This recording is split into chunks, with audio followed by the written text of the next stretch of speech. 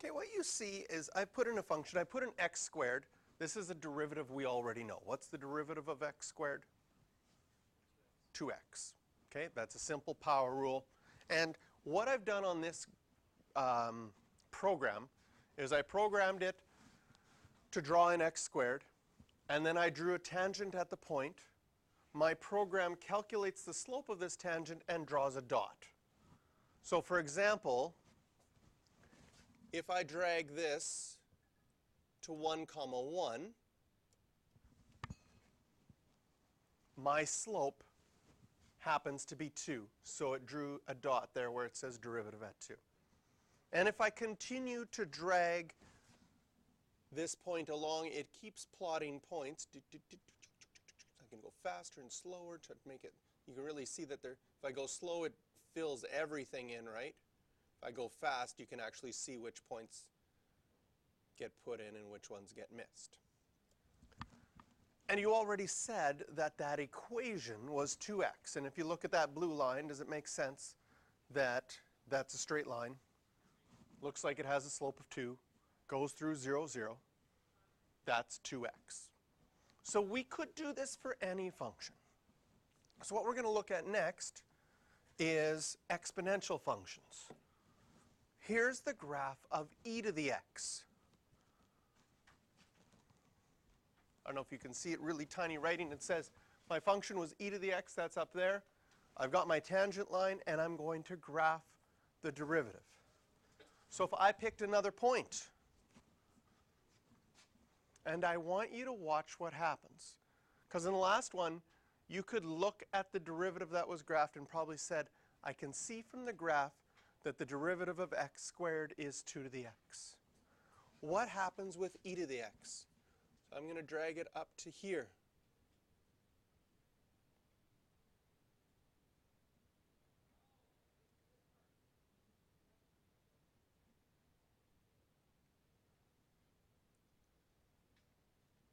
What do you notice?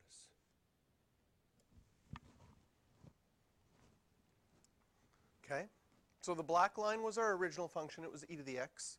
The blue line is plotting all the slopes of all the tangents, and putting them together makes that function. What do you think the derivative of e to the x is? E to the x.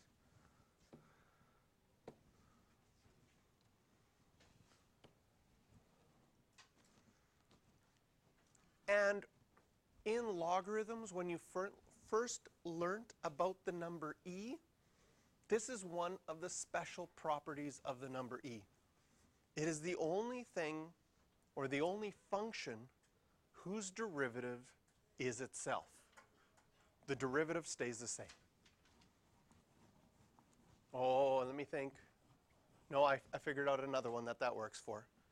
If you have the horizontal line, y equals 0, the tangents will all be at 0 as well. That's the second one, but it's not nearly as exciting. So the derivative of e to the x is e to the x. It doesn't change. And this is going to cause you all sorts of problems in your mind, because they're going to ask you to do a question and say, what's the answer? And the answer is exactly what the question started with, and you're going to feel like you did something wrong because you haven't changed anything.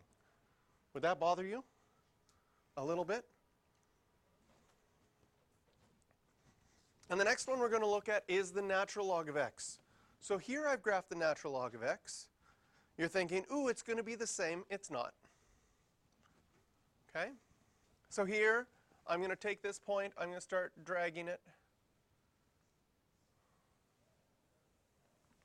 Graph all those slopes.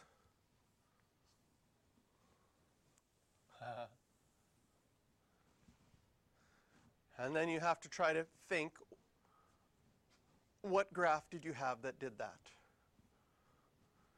It looks like there's an asymptote here at x equals 0, another one at y equals 0. Any guesses of functions that had asymptotes at x equals 0 and y equals 0?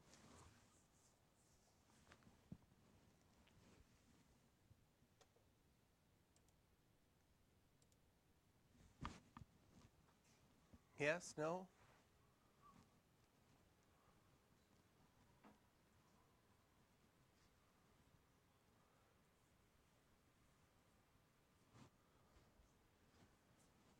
There it is. It's just 1 over x. But it's only half of the 1 over x graph, right? Because you can't do a negative log. You can't take natural log of negative 5. So the derivative doesn't exist when x is less than 0 either. So really, it's only 1 over x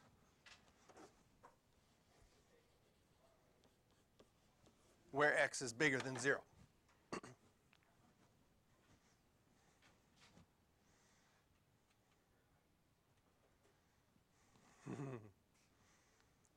What's the derivative of 4e to the x? 4e to the x.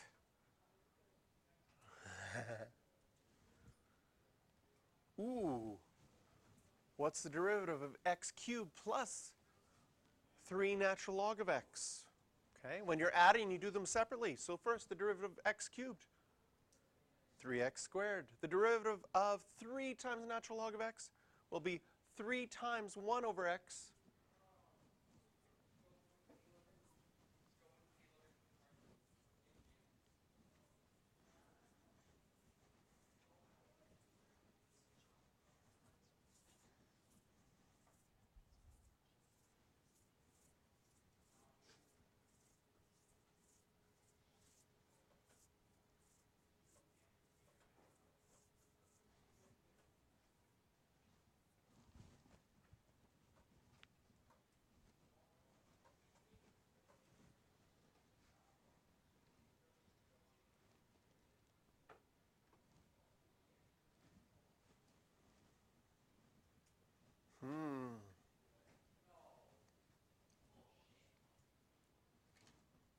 The natural log of e to the 5x. Now we have to be careful here.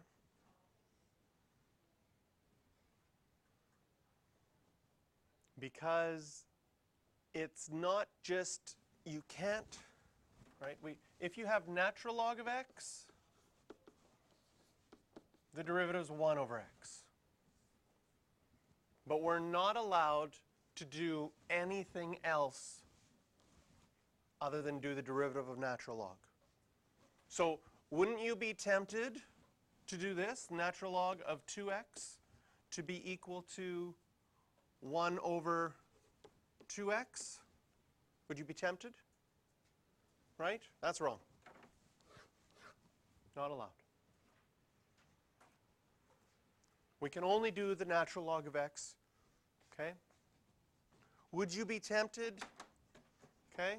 So the derivatives are tempting because you want to apply the pattern you see to something else. So for example, another tempting one, e to the 5x. Would you not be tempted just to keep it the same? Right?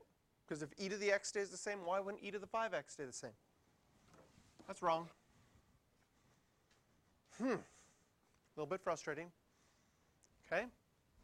So here, you might be tempted by a bunch of things, but since it's not exactly as we saw it to begin with, you can't apply the pattern beyond that. Not yet. We have to develop some more laws. But what you can do is play around with something to make it match something that you do know. So what could I do with the natural log of e to the 5x? I could move the 5x out in front. Right? And natural log of e is equal to 1. That's why I put a line through it. What's the derivative of 5x? 5. So our derivative laws are really nice that they make things go faster, but they are restrictive in that you can't make things up to sort of like, oh, it's kind of close. Oh. We're having all sorts of issues right now with kind of close. All right. What should you do with this one? It's kind of close, but doesn't quite match up. But what log law could you do?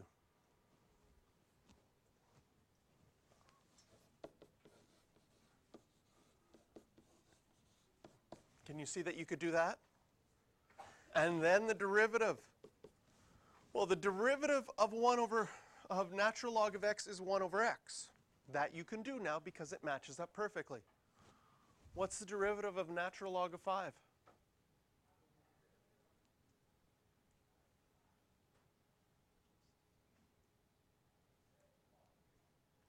What is natural log of 5? You have your calculator? It's some number. 1.6? Okay, so if this was 1.61, it's not 1.618, is it? That'd be really weird. No. Okay. If it was 1.6, what's the derivative of 1.6? 0. So the natural log of 5x is just equal to 1 over x as well. But you had to use a log law to figure it out first. We can't assume, you'd be really tempted to say 1 over 5x.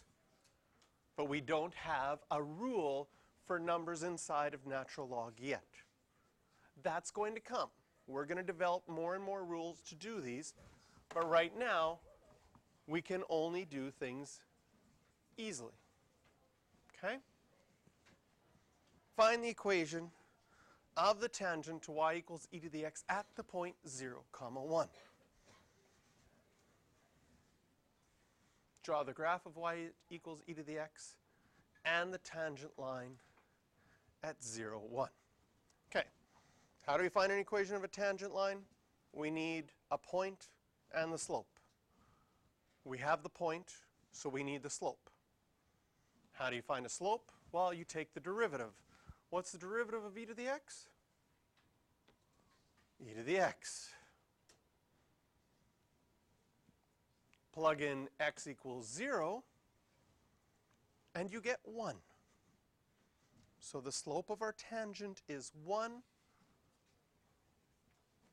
This is one where I'd probably just go directly to y equals mx plus b. Can you see why going directly to y equals mx plus b is good? You have the slope, and the point that you have happens to be the y-intercept.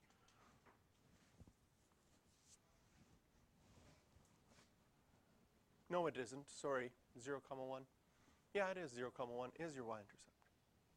So that's really easy to get your equation. There's your graph. I also happen to have the normal line there.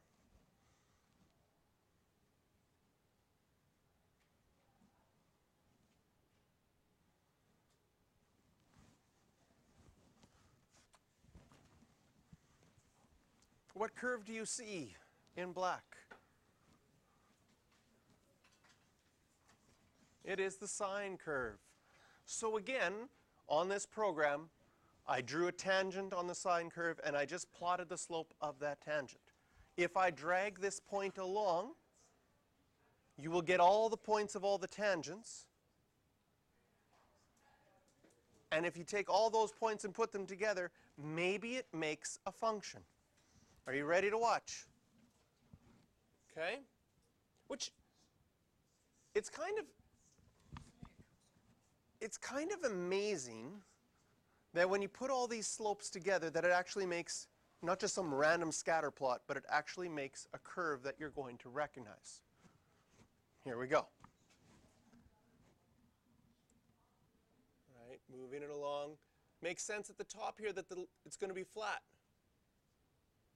And if it's flat, the slope is 0.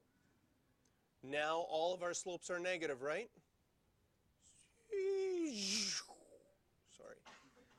And then it gets flat again. And now we're going uphill, so all of these slopes will be positive. Yeah. Isn't that cool?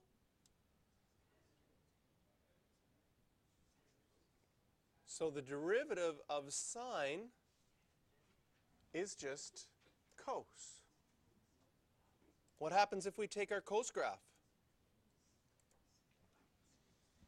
Any guesses on what the derivative is going to be? Okay, not bad. Since sine was cos, you might say cos is sine. But look, as soon as I drag to the right, my slopes start off. Can you see my slopes start off negative? Not the inverse sine. Close. I know what you're trying to say.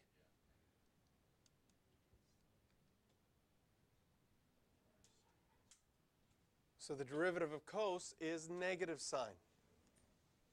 Tangent is going to be harder for you to guess. Okay? First of all, can you see when I do all the tangents that that tangent line is always positive? So my slopes are always positive. And since tangent repeats itself,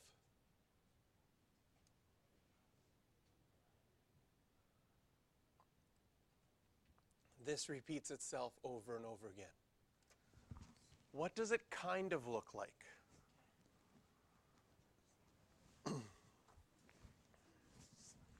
What does this U shape kind of look like? Parabola. But where have you had U shapes repeat themselves? Cotangent graph look like a tangent but backwards. You're close though.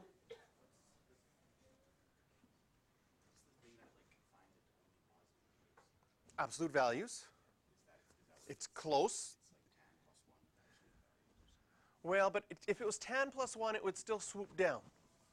Oh, you mean like flip this up like this? You mean absolute value of tan and then move up 1? Not bad, but then you'd have a sharp point.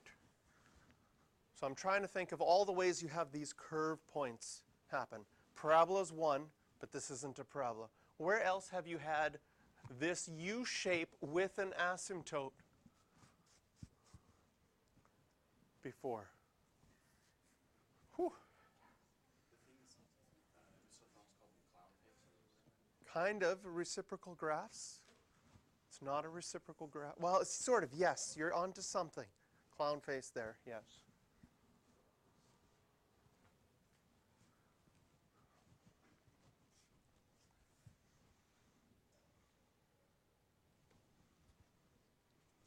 Okay.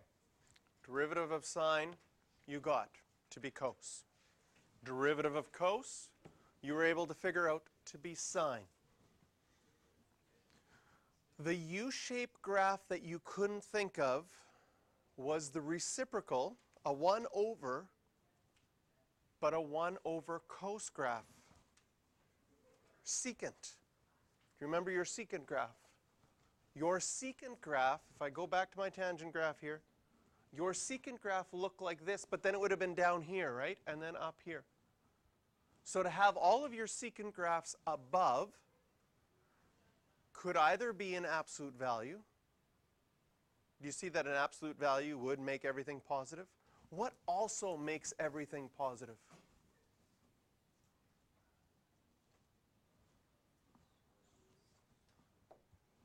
Squaring. So the derivative of tan is the secant squared graph, or 1 over cos squared x graph.